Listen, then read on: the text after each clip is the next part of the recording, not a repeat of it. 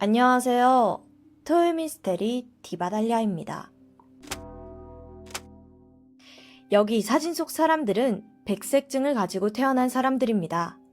백색증이란 멜라닌 합성의 결핍으로 인한 선천적인 유전 질환이에요. 그래서 우리 몸 전체가 하얗게 나타납니다. 피부, 눈썹, 털, 심지어는 홍채의 색소가 없어서 붉게 보이기도 하는데요.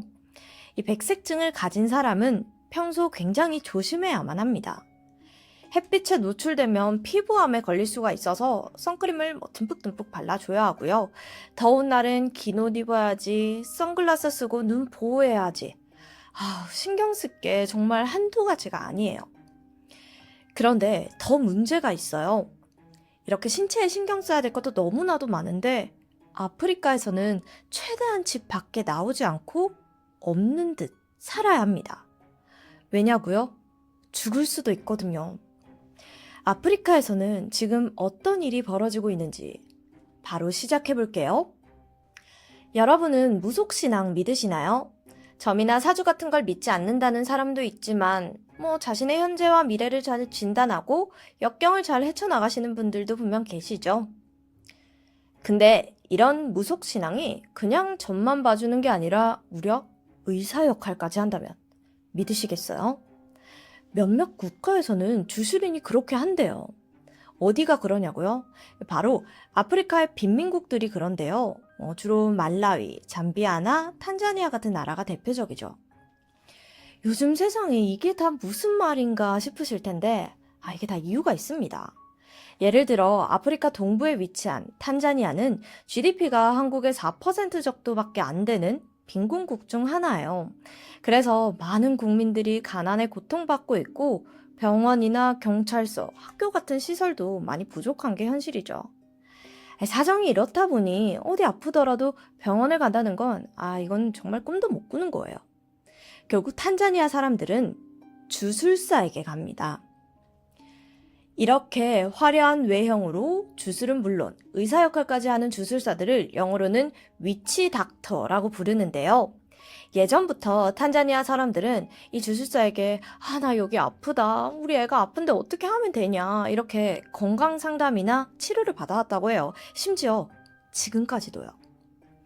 물론 과거에는 의료기술이 발달하지 않았으니까 그럴 수 있죠. 하지만 의료기술이 많이 발전한 현재에도 이런 사람들이 의사 역할까지 하는 건 정말 문제입니다. 전문적이지 않은 사람들이 자기 신념에 따라 진단하고 약을 처방하면 이게 제대로 치료가 되겠어요? 오히려 병세가 더 악화될 뿐이죠. 그럼 주술사들이 처방해주는 그 약이라는 건 어떤 걸까요? 간혹 탄자니아 시장을 보면 주술사들이 이렇게 좌판을 깔아놓고 물건을 팔고 있는 걸 볼 수가 있는데요. 그 중에는 일명 만병통치약이라고 불리는 게 있습니다. 이 약이 모든 병을 고칠 수 있다고 믿는 만큼 가격도 엄청나게 비싸요. 감기, 장염, 폐렴, 두통까지 어떤 병에 걸려도 이 약 하나만 있으면 나을 수가 있다는데 사실 우리 입장에서는 이거 허무맹랑하게 느껴지잖아요. 그런데 안타깝게도 탄자니아 사람들 대부분이 이 말을 믿고 무리해서라도 만병통치약을 산다고 합니다. 자, 그래요. 그럼 이 만병통치약은 대체 뭘로 만들었길래 그렇게 대단한 걸까요? 여러분, 절대 놀라지 마세요. 이 약의 재료는 사람입니다. 보다 정확히는 백색증 환자, 알비노의 신체죠. 상상이나 가세요. 백색증은 알비니즘이라고도 불리는데 앞서 말했듯 유전자 돌연변이로 인한 선천적 질환입니다. 멜라닌 세포에서 멜라닌 합성이 안 되니까 몸의 색소 자체가 결핍이 되는 거죠. 아프리카 지역은 흑인이 대부분이잖아요. 그러면 알비노라는 존재가 눈에 띄고 대비가 되기 쉬운 환경이겠죠? 그러다 보니 알비노를 괴물, 악마, 짐승 취급하는 건 흔한 일입니다. 또 애초에 백색증이라는 병에 대해서 무지하다 보니까 옛날에는 알비노 아기가 태어나잖아요. 그럼 산모 아기를 모두 죽여버리는 일도 흔하게 벌어졌다고 해요. 악마의 아기라고 생각하거나 또 백인과 바람을 피운 증거라고 착각했기 때문이죠. 그런데 왜 우리나라 사람들도 이런 얘기 종종 하잖아요. 이 음식이 건강에 좋다더라. 이 음식이 기력에 좋대요. 뭐 이런 식의 이야기요. 이런 건강에 관한 입소문은 1960년대 아프리카의 몇몇 지역에서도 이런 말이 있었어요. 바로 알비노가 몸에 좋다더라. 정확한 유래는 알긴 어렵지만 이러한 소문의 근원지로 주술사를 꼽는 게 일반적입니다. 앞서 말씀드린 만병통치약이 주술사들이 약을 만들 때 알비노의 몸을 절단해서 재료로 사용을 했거든요. 주술사들이 병에 걸린 사람들에게 알비노의 피부나 뼈가루를 먹어라 라는 처방을 내리고 이 중요한 일을 앞둔 사람에게는 알비노의 손가락을 지니고 있으라고 처방을 하니까 이런 소문이 퍼질 수밖에 없는 거예요. 그렇게 사람들은 알비노의 몸을 먹으면 건강해진다고 생각할 뿐만 아니라 알비노의 손가락, 팔다리 같은 신체 부위를 지니고 있으면 부자가 된다, 운이 좋아진다 이렇게 착각하기 시작하죠. 그리고 그때부터 알비노 사냥의 시대가 시작되었습니다. 이곳 사람들은 애초에 알비노를 인간으로 보질 않기 때문에 알비노의 인격, 존엄 이런 거는 애초에 고려 대상이 아니에요. 그저 자신의 건강과 가족의 건강 그리고 행운을 위해 사냥에 나섰죠. 죽은 알비노 환자의 무덤을 몽땅 파헤치는 건 물론이고 길 가던 알비노를 붙잡고 팔다리만 잘라 도망가는 일도 정말 흔했습니다. 여기 이 마리암 스탠포드라는 여성도 알비노 사냥의 피해자인데요. 2008년 10월에 습격을 당하고 장시간 병원에 입원을 해야 했지만 다행히 살아남을 수 있었죠. 그리고 10년 뒤인 2018년 그녀가 기자회견에서 10년 전 그날 밤을 절대 잊지 못한다며 이야기를 했는데요. 당시의 상황은 이렇습니다. 스탠포드 씨는 당시 임신 7개월 차에 접어든 임산부였죠.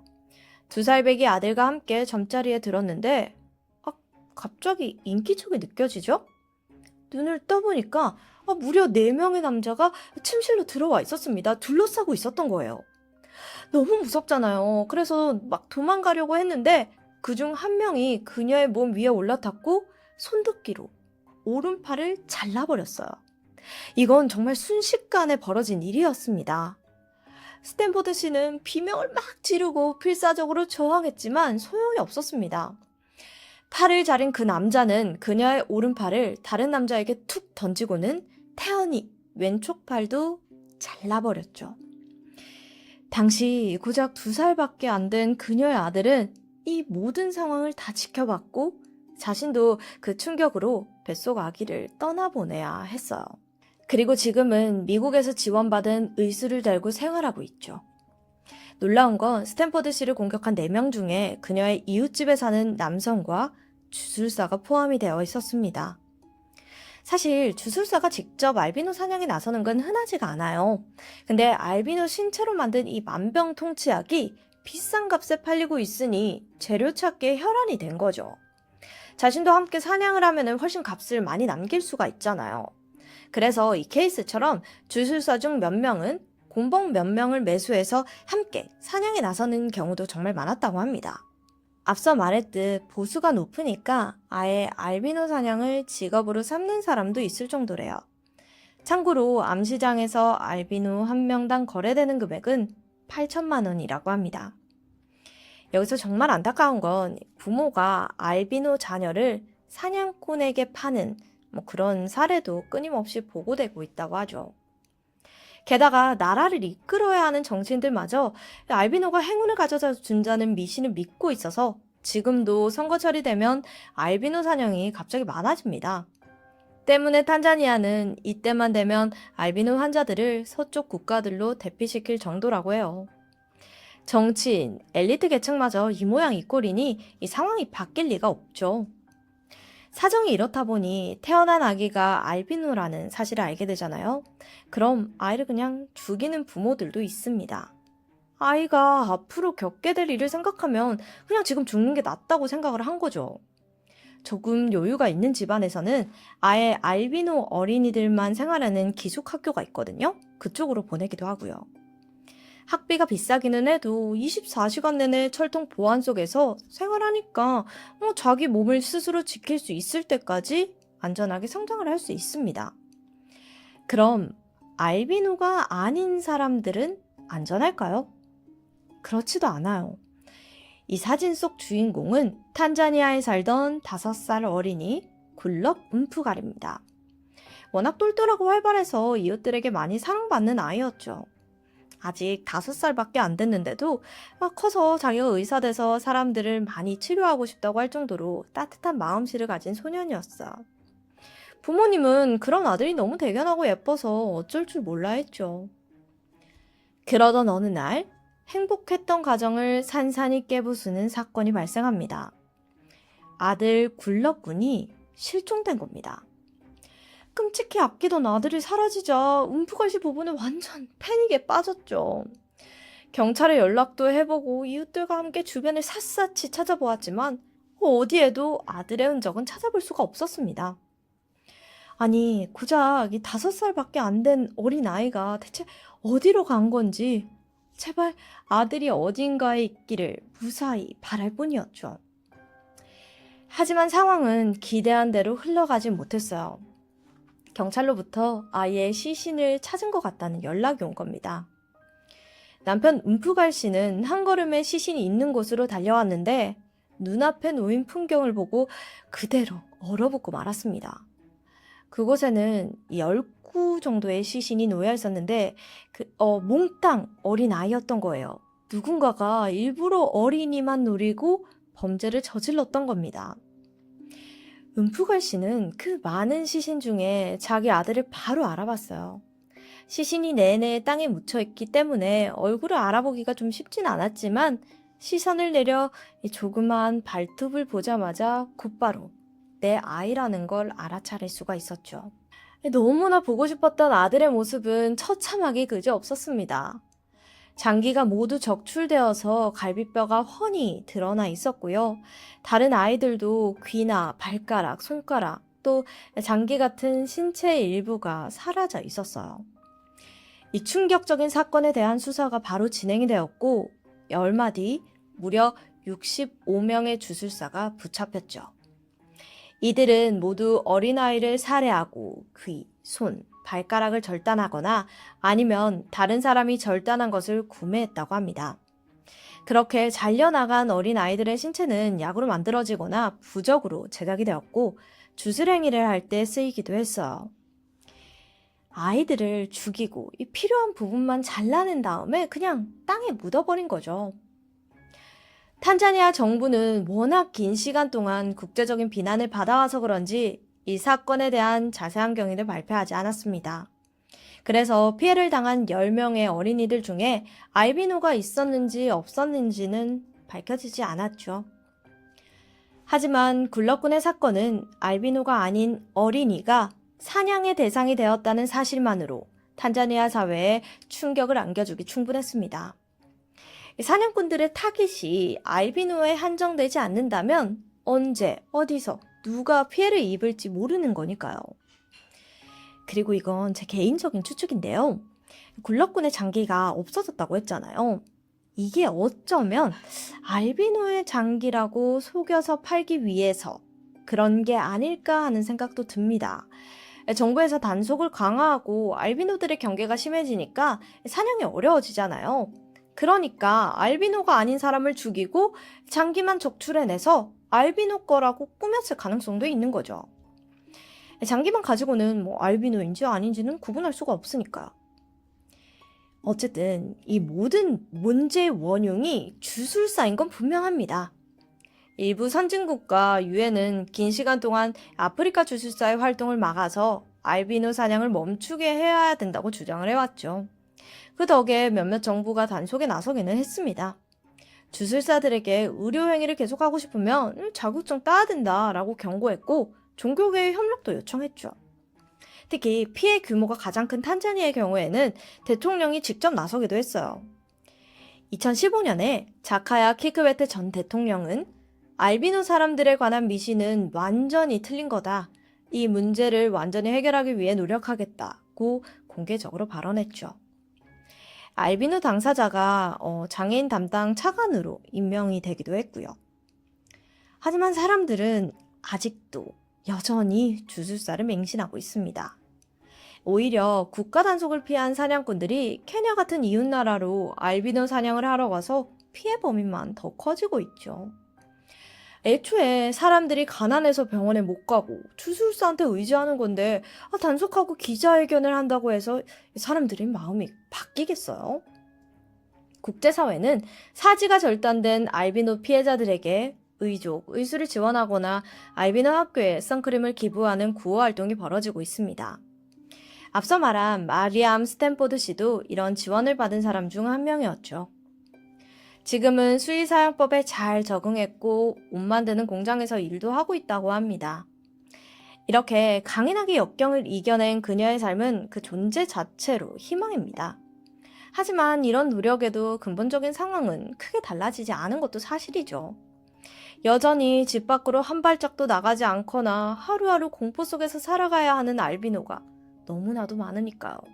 가난하기 때문에 주술사에게 기대게 되고 가난하기 때문에 알비노 사냥에 나서는 사람들 때문에 수요와 공급의 밸런스가 맞으니 이런 일이 벌어지는 거잖아요. 그럼 정치인들이 알비노 인식을 바꾸고 교육과 경제에 신경을 써야죠. 그런데 이 문제점들을 그들이 오히려 더 부추기는 것 같습니다. 시민들 인식에서는 저렇게 대단한 사람도 알비노 신체를 먹었대 또는 가지고 있대 이런 말이 분명 도니까요. 살아있을 때는 그 누구보다 멸시받다가 죽는 순간 가치가 높아지는 존재라는 게 참 이상하죠. 아프리카 지역의 알비노들의 놓인 운명은 기구하다고 밖에 말할 길이 없는 것 같습니다. 오늘도 살아남기 위해 온 힘을 다해 노력하고 있을 아프리카의 알비노 환자들, 사냥꾼들에게 아이를 잃지 않을까 매일같이 걱정하고 있을 부모님들에게 좀 더 나은 내일이 찾아오기를 진심으로 기원합니다. 지금까지 디바달리아였습니다. 안녕하세요. 토요미스테리 디바달리아입니다. 2021년 12월 일본 효고현에 살던 34살의 여성 A씨. 그녀는 평소처럼 SNS를 하다가 흥미로운 게시물을 발견합니다. 화면에 뜬 사람은 바로 그녀가 평소 구독하던 인플루언서였는데 한 달 만에 살이 쫙 빠진 상태로 등장을 한 거예요. 바로 이 사진 속 여성입니다. 알고 보니 그녀는 40일 만에 무려 10kg이나 감량했다는 이 놀라운 이야기를 털어놓았습니다.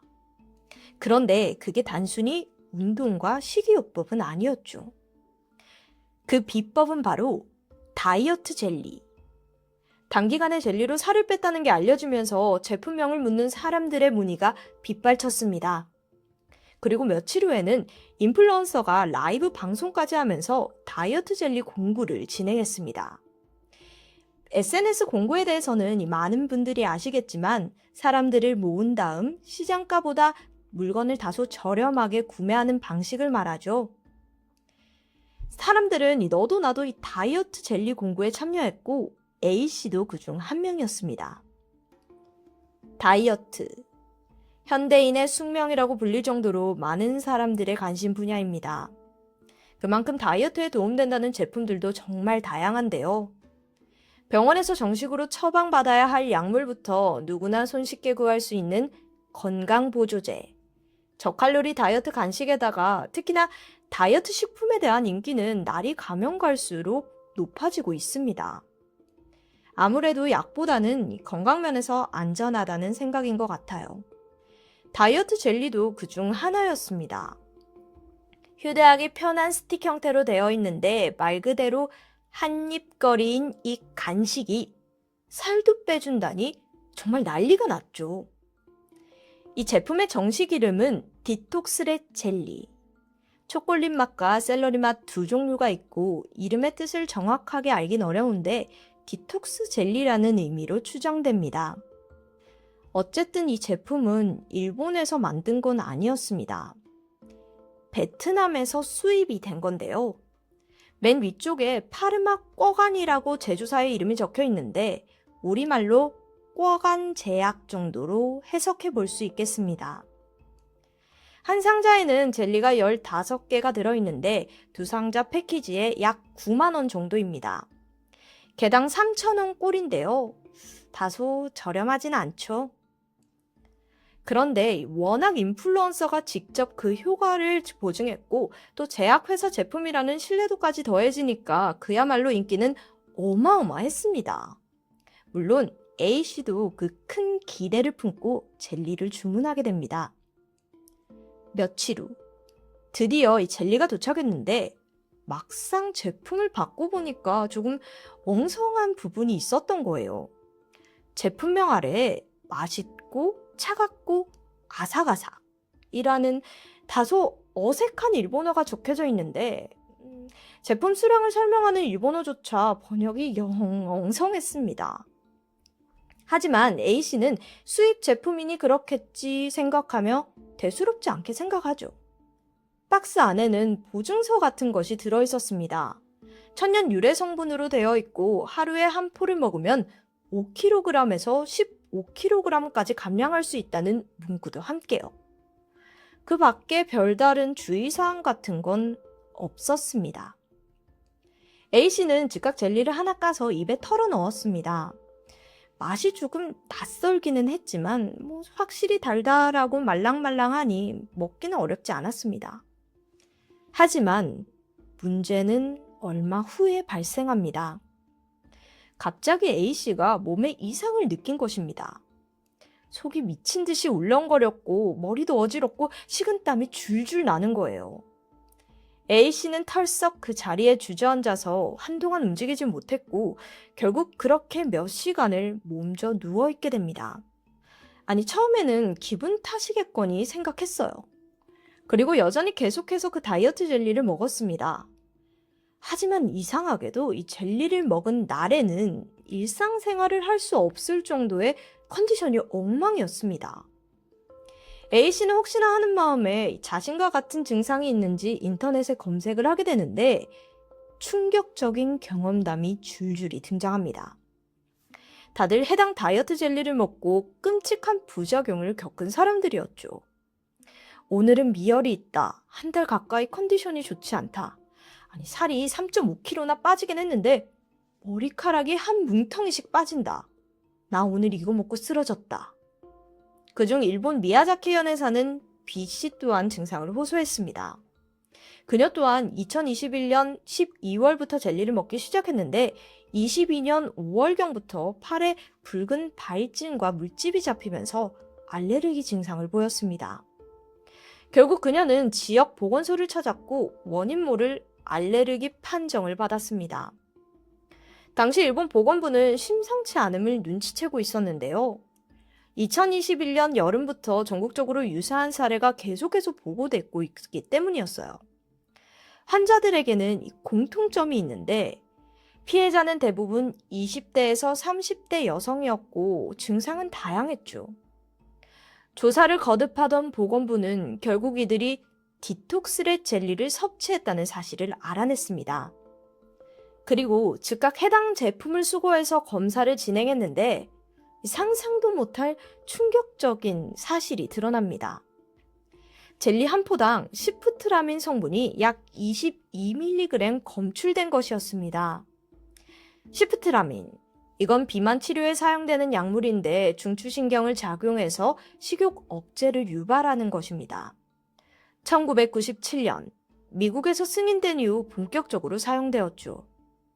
하지만 이미 미국에서는 이 약물을 사용한 환자가 7년간 무려 54명이 사망하는 일이 벌어졌습니다. 원인은 급성심부전. 급성심부전이란 신장 기능이 갑자기 떨어진 상태를 의미합니다. 이 참극을 겪고 나서야 2010년부터 금지 약물로 지정되었는데 그 위험한 성분이 바로 이 젤리에 포함되어 있었던 거죠. 그뿐만이 아니었습니다. 페놀프탈레인이라는 성분도 함께 검출이 되었습니다. 이건 과거 변비 치료제로 사용되었지만 현재는 국제암연구소가 지정한 발암 물질입니다. 참, 대부분 국가에서 사용을 금지하고 있어요. 도대체 이런 온갖 위험한 성분이 가득 담긴 젤리가 어떻게 다이어트 식품이라는 탈을 쓰고 버젓이 유통될 수 있었던 걸까요? 문제가 인식된 직후 가장 먼저 공구를 진행한 문제의 인플루언서에게 화살이 쏠렸습니다. 방송국에서 취재를 나갔는데 그녀의 방 한켠에는 여전히 많은 디톡스랩 젤리가 쌓여 있었습니다. 그녀는 억울하다는 입장이었습니다. 자신도 부작용에 대해서는 전혀 몰랐고 역시나 피해자라는 거죠. 그녀에 따르면 한 베트남인을 통해서 해당 제품을 알게 되었고 다이어트에 좋은 거라길래 그냥 호기심에 먹었는데 실제로 살이 빠지는 효과를 봤다는 거죠. 그런데 그 과정이 확실히 건강과는 거리가 멀어 보입니다. 일단 이 젤리를 먹으면 식욕이 완전히 없어졌고 아무것도 먹고 싶지 않았다고 해요. 그렇게 음식 섭취가 아예 중단되다 보니까 2달간 12kg이나 빠졌던 거죠. 그녀는 효과가 너무 좋다면서 이 젤리를 소개했고 아무것도 모르는 소비자들은 그녀를 믿고 이 젤리를 구매했던 것입니다. 한편 피해자가 계속해서 늘어나자 일본 경찰은 제품에 대한 수사를 본격적으로 실시했습니다. 그리고 작년 2022년 10월 경찰은 불법 다이어트 젤리를 유통한 사람을 체포하는 데 성공하죠. 그녀는 베트남 국적의 31살의 여성 리킴장.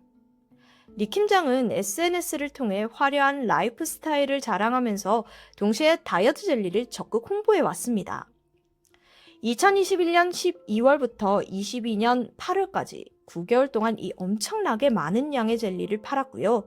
젤리로 재미를 본 후에는 같은 성분의 다이어트 초콜릿까지 구매하도록 유도했죠. 더욱 사업을 확장하고 싶었나 봐요. 그녀는 함께 젤리를 판매할 동료까지 모집 중이었습니다. 리킴장은 식품위반법 혐의로 체포되었습니다. 그녀는 저 진짜 이게 안 좋은 성분이 있는지 전혀 몰랐어요.